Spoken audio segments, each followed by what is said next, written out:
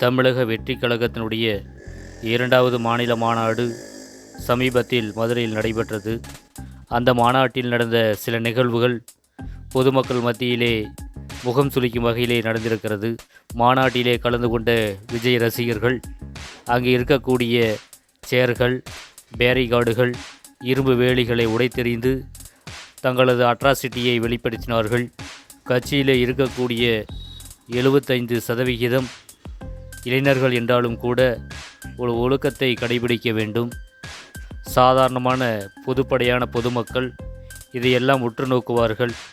இவர்கள் இப்பொழுதே இவ்வளவு அராஜகத்தில் ஈடுபடுகிறார்கள் என்று சொன்னால், நாளைக்கு ஆட்சி அதிகாரத்தில் வரும்பொழுது இவர்கள் என்னவெல்லாம் செய்வார்கள் என்று மக்கள் யோசிப்பார்கள். ஒவ்வொரு கட்சிகளுக்கும் ஒரு அடையாளம் உண்டு. அந்த வகையிலே தாவேகா என்றால் சேர்களை உடைக்கும் கட்சி, பொருட்களை சேதப்படுத்தும் கட்சி என்று பெயர் வந்துவிடும்.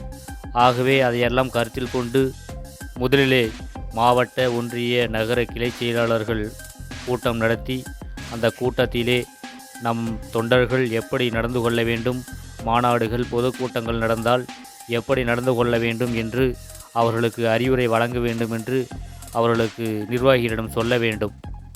அதாவது அனுபவம் இல்லாத நபர்கள் செய்தால் எப்படி இருக்கும் என்ற உதாரணத்துக்கு எடுத்துக்காட்டு இப்பொழுது நீங்கள் பார்த்து கொண்டிருக்கும் நடவடிக்கைகள் எல்லாம். ஆகவே எதற்கும் ஒரு அனுபவம் வேண்டும். மாநாட்டிற்கு வந்திருப்பவர்கள் எல்லாம் இளைஞர்கள்.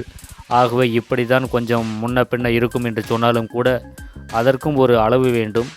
அதற்கேற்றாற்போல் நடந்து கொண்டால் பொதுமக்கள் இவர்களை பாராட்டுவார்கள்.